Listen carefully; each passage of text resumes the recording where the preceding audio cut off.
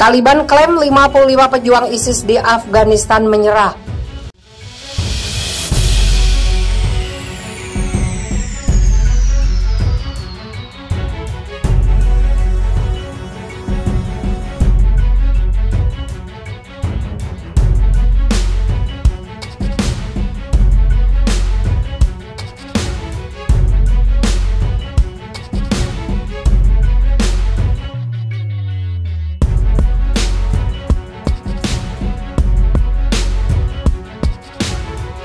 Taliban mengklaim bahwa lebih dari 500 militan ISIS di Provinsi Nangarhar, Timur Afghanistan telah menyerah, sebuah pernyataan resmi dari markas intelijen Taliban di ibu kota provinsi. Jalalabad mengatakan 55 pejuang yang terkait dengan kelompok teroris ISIS telah meletakkan senjata mereka. Kepala Direktorat Keamanan Nasional di Nangarhar, Basir, memberikan pengampunan bersyarat melalui mediasi oleh tetua suku. Pengampunan bersyarat diberikan kepada mantan pejuang ISIS yang telah melakukan kegiatan destruktif di wilayah Kot, Spingar, dan Achin.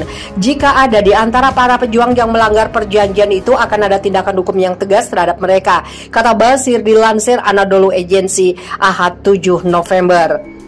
Para militan ISIS yang menyerah telah menyesali tindakan mereka di masa lalu. Mereka berjanji akan hidup damai di bawah Islamic Emirate. Pekan lalu, 65 militan ISIS di Nangarhar telah menyerah kepada Taliban. Awal bulan ini, Taliban mengklaim telah membongkar tempat persembunyian ISIS di ibu kota Kabul. Beberapa hari kemudian, kelompok ISIS mengklaim bom bunuh diri besar-besaran di Kandahar. Mereka juga mengklaim telah mengatur pembunuhan yang ditargetkan di Provinsi Nangarhar dan Parwan, termasuk bom bunuh diri besar lainnya di sebuah masjid komunitas Syiah di Provinsi Kunduz Utara yang menewaskan lebih dari 100 orang.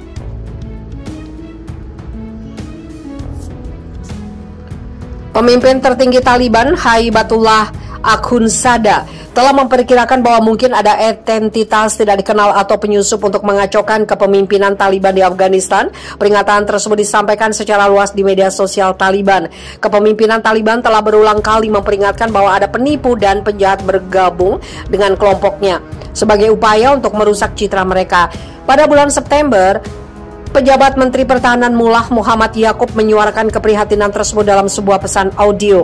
Ada beberapa orang jahat dan korup yang ingin bergabung dengan kami untuk memenuhi kepentingan mereka sendiri atau untuk mencemarkan nama baik kami dan membuat kami terlihat buruk, kata Yaqub dilansir Al Jazeera. Yaqub yang merupakan putra pendiri Taliban, Mullah Muhammad Omar, mengatakan Taliban akan menangani setiap penyusup. Taliban mengumumkan Amnesty Nasional berjanji untuk mengizinkan perusahaan media swasta tetap beroperasi secara bebas dan independen. Namun, ada beberapa laporan tentang beberapa pejuang Taliban yang diduga melakukan pelecehan terhadap jurnalis, bahkan menyita properti secara paksa di beberapa provinsi. Menyusul laporan tersebut, pada akhir September kantor Akhundzada mengeluarkan dekrit yang melarang anggota Taliban memasuki rumah dan kantor di Kabul atau sekitarnya dengan dalih memeriksa kendaraan atau peralatan. Menurut pernyataan kantor Akhundzada, pemimpin Taliban tidak mengizinkan para anggotanya untuk mengambil kendaraan atau peralatan atas nama pemerintah Afghanistan. Namun ada laporan lanjutan tentang pejuang Taliban yang memaksa ratusan keluarga keluar dari rumah mereka di Provinsi Tengah Daikondi. Dalam beberapa bulan terakhir, Taliban telah memperluas perekrutannya karena mereka memenuhi janji untuk menjaga keamanan di Afghanistan. Tetapi Taliban menghadapi serangkaian serangan mematikan dari kelompok ISIS di Provinsi Khorasan atau dikenal sebagai ISIS-K. Selasa 2 November terjadi serangan di rumah sakit militer Kabul yang menewaskan sedikitnya 19 orang. Kelompok ISIS-K mengklaim serangan tersebut. Kantor berita resmi Bakhtar mengutip saksi mata melaporkan sejumlah pejuang ISIS memasuki rumah sakit terlibat bentrok dengan pasukan keamanan. Seorang petugas kesehatan yang berhasil melarikan diri dari lokasi mengatakan dia mendengar ledakan besar diikuti oleh tembakan beberapa menit kemudian. Petugas kesehatan tersebut mengatakan sekitar 10 menit kemudian terjadi ledakan kedua yang lebih besar.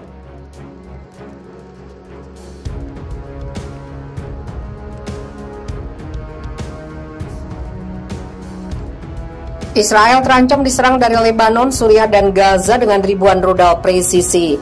Tentara Israel tidak siap untuk perang multifront dan akan diserang dengan ribuan rudal presisi dari Lebanon, Suriah, dan Gaza. Pengakuan itu diungkapkan Purnawirawan Mayor Jenderal Angkatan Darat Israel Itzhak Brik. Menurut situs web Megaphone News, Brik menekankan perang berikutnya yang berpotensi dihadapi Israel akan bersifat internal. Dia memperkirakan jumlah kehancuran dan kerugian dari perang di masa depan akan sangat besar. Dalam situasi kita saat ini, dalam perang berikutnya tidak akan ada jalan untuk kembali kecuali kita melakukan yang terbaik untuk menyelamatkan diri kita sendiri, ujar dia dilansir Memo pada Senin 8 November. Dia memperkirakan bencana yang akan terjadi dalam perang yang akan datang. Mengapa tidak mungkin untuk mengubah arah, untuk membentuk komisi penyelidikan sebelum perang untuk memperbaiki, menangani, dan mencegah bencana yang tidak dapat kembali lagi, tanya dia. Semuanya dimulai dan diakhiri dengan budaya organisasi, manajerial, dan kepemimpinan yang korup di tentara Israel. Pensiunan veteran tentara Israel itu menekankan tidak mungkin membangun tentara yang menang di atas fondasi yang bobrok dan runtuh. Front dalam negeri dan fasilitas vital akan diserang dari Lebanon, Suriah, dan Gaza selama perang berikutnya dengan ribuan rudal presisi. Ini bukan ramalan kemarahan, ini adalah kebenaran, pungkas dia.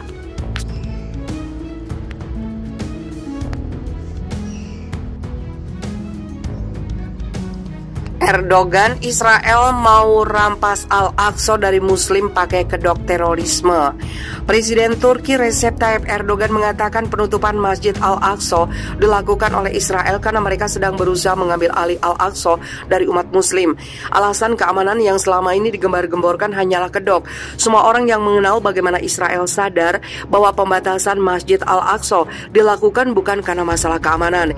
Israel mencoba untuk mengambil Al-Aqsa dari umat Islam dengan kodok upaya melawan terorisme, katanya, yang diwawancara pada pertemuan Partai Keadilan dan Pembangunan di Ankara, seperti dilansir dari laman Middle East Monitor.